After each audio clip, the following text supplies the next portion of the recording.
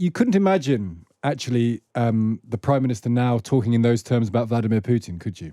I'm afraid that is exactly right. I was present at Chequers when Mrs. Thatcher first met Gorbachev. I was present at certain of the discussions that took place. And the crucial point, which your clip on Mrs. Thatcher reminded us all of, was that it's not that they reached agreement. Margaret Thatcher was the Iron Lady.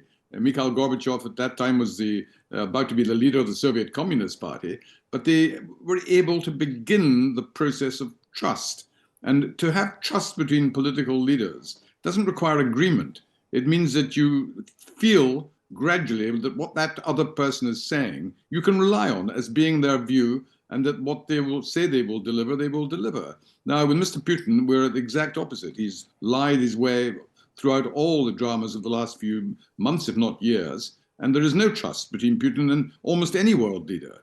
With Gorbachev, he was an exceptionally able and competent man, but he's also someone who actually helped create confidence that peaceful means could be used to resolve many of the world's major problems. And do you feel that that personal relationship he had with Thatcher, he had it with Reagan as well? We played a spitting image clip which satirised that earlier in the programme. That sort of personal relationships, the ability to look each other in the eye and have a degree of trust, that was crucial in all of this.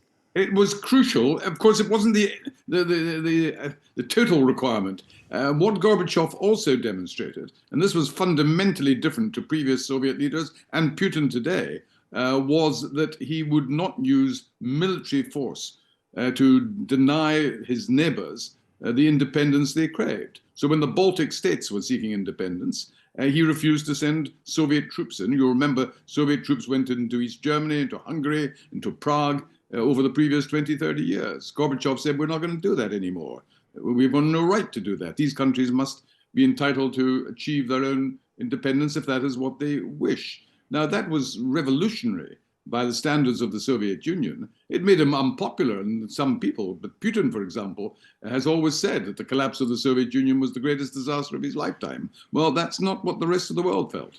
No, but it's true. I mean, he may also embody this truism that all political careers end in failure, because he was obviously kicked out soon after this Gorbachev. He made an unsuccessful return. But what happened to Russia, as it then became, Yeltsin, the rise of the robber baron oligarchs, and then Putin.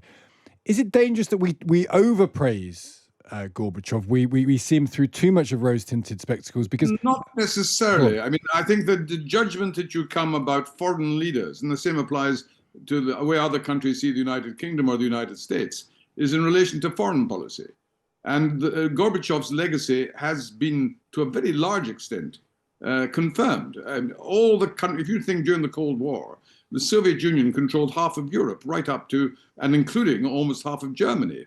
And that is no longer true.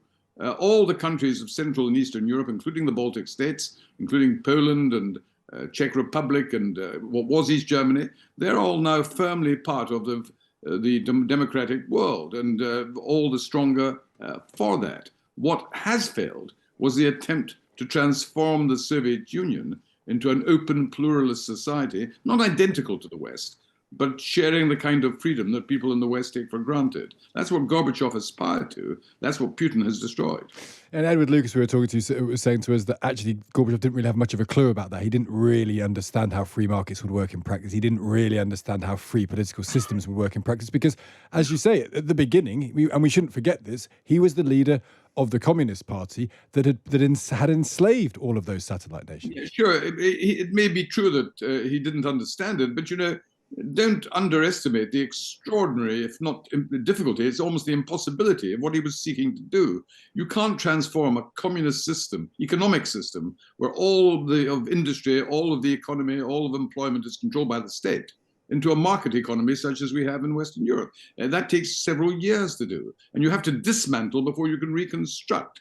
And that's what made him very unpopular within Russia itself, within the Soviet Union itself, because that process of getting rid of communism, which manifestly had failed, that meant turmoil, it meant large-scale unemployment, it meant inflation, and it meant people's living standards plunging, for at least for a period of time. And you don't become popular in your own country, even if the rest of the world admires what you're doing in terms of your foreign policy.